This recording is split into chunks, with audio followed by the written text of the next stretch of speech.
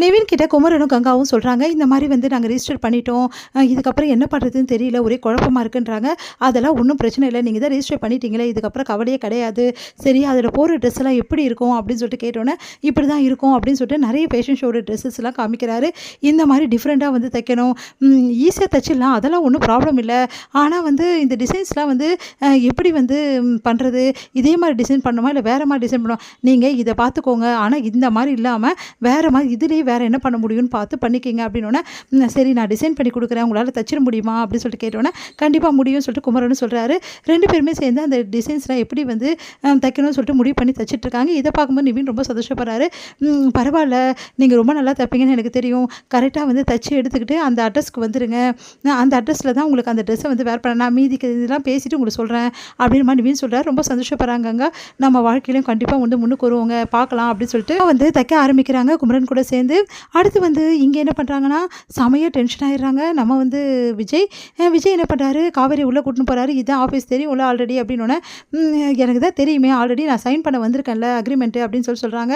ஆமாம், சைன் பண்ண தான் நீ வந்தல அப்படின்னு சொன்னோன்னே, சரி ஓகே, இங்கேருந்து இங்கே வந்து என்ன பண்ண போகிறேன்னு சொல்லிட்டு உன்னை கூட்டிகிட்டு வர சொல்கிறாரு. தாத்தான்னு எனக்கு ஒன்றும் புரியல, இதில் வேறு முக்கியமான விஷயம், உனக்கு ஒரு கேபினை வேறு ஒதுக்க சொல்லியிருக்காரு. அப்படியா அப்படின்னோடனே, இந்த கேபின் கிடையாது, இது என்னோட கேபின், புரியுதா அப்படின்றாங்க. சரின்னு சொல்லிட்டு பேசிகிட்டே இருக்கும்போது என்ன பண்ணுறாங்க, டேபிளில் இருக்க அந்த வந்து பொருளை வந்து எடுத்து பார்த்துட்ருக்காங்க நம்ம காவேரி. அதை பார்த்துட்டு செமையாக டென்ஷன் ஆகிறார் விஜய். என்னோட கேபின்லேருந்து எந்த பொருள் எடுத்தாலும் எனக்கு பிடிக்காது அப்படின்னு சொன்னோன்னே, சரின்னு சொல்லிட்டு வச்சிடறாங்க. சரி வா, உன்னோட கேபினை காட்டுறேன் அப்படின்னு சொல்லிட்டு காட்டுறாரு. இங்கேருந்து என்ன பண்ண போகிற, தூங்க தான் போகிறேன், எதுக்கு தான் உனக்கு ஒரு கேபின், ஒரு வந்து வேலைன்னு எனக்கு ஒன்றும் புரியல, உனக்கு எந்த வேலை வெட்டி நான் தரப்போகிறதில்ல, நீ ஏன் போர் அடிச்சு இந்த வேலை வேணான்னு சொல்லிட்டு ஓட போகிற, அதுதான் நடக்க போகுது, நீ ரெடியாக இரு தாத்தா கிட்ட சொல்கிறதுக்கு, புரியுதா அப்படின்னோடனே, என்ன நீங்கள் இப்படி பேசுகிறீங்க, வேறு எப்படி பேசுகிறது, உண்மை அதுதானே, சீக்கிரமாகவே ரெடியாக இரு, நான் சாயந்தரமாக போயிட்டு தாத்தா கிட்ட இந்த வேலை எனக்கு பிடிக்கல, இதுக்கப்புறம் நான் வேலைக்கு வரமாட்டேன், அவ்வளோதான் அப்படின்ற மாதிரி சொல்லிவிடு, ஓகேவா அப்படி சொன்னோன்னே, பார்க்கலாம் நான் என்ன சொல்ல போகிறேன்னு நீங்கள் டிசைட் பண்ணாதீங்க, எனக்கு தெரியும் சொல்கிறதுக்கு அப்படின்னு சொன்னோன்னே, சரி பார்க்கலாம் அப்படி சொல்லிட்டு அவரும் போயிடுறாரு. அடுத்து வந்து காவேரி வந்து யோசிக்கிறாங்க, அந்த கேபின்லாம் சுற்றி பார்க்குறாங்க, அந்த இடம்லாம் சுற்றி பார்க்குறாங்க, எவ்வளோ நேரம் இப்படியே இருக்க முடியும், எதாவது பண்ணணுமே அப்படின்னு சொல்லிட்டு காவேரி என்ன பண்ணுறாங்க, சரின்னு சொல்லிட்டு இப்போ எட்டி பார்க்குறாங்க.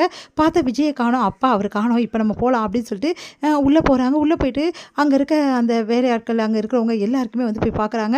பார்த்துட்டு வேலை என்ன நடக்குதுன்னு சொல்லிட்டு பார்க்குறாங்க.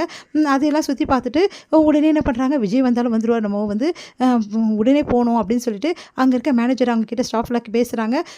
என்ன நடக்குது இங்கே அப்படின்னு சொல்லிட்டு எல்லாத்தையும் கேட்குறாங்க. எல்லாமே கேட்டு தெரிஞ்சுட்டு நேராக வந்து கேபினில் வந்து உட்காந்துடுறாங்க. வராறாங்க விஜய். என்னாச்சு, சைலண்ட்டாக எப்படி நீ உட்காந்துருக்க, நீ ஒரு இடத்துல உட்கார மாட்டியே, பரவாயில்லையே இந்த அளவு உட்காந்துருக்கியே, அப்போ கூட உனக்கு போர் அடிக்கல, நீ எல்லாம் துருன்னு இருக்க ஆளு, சைலண்ட்டாக உட்காந்துருக்கேன்னா ரொம்ப கஷ்டமாக இருக்குமே உனக்கு, இப்போவே முடிவு பண்ணியிருப்பே, எப்போ போயிடலான்னு, வேணா வா என் கூட்டுமே நான் உன்னை வீட்டில் விட்டுறேன் அப்படின்னு சொல்கிறாரு. அதெல்லாம் ஒன்றும் தேவையில்லை, என்ன ஈவினிங் தானே போகிறீங்க, அப்போ நான் வரேன் போதுமா அப்படின்றாங்க.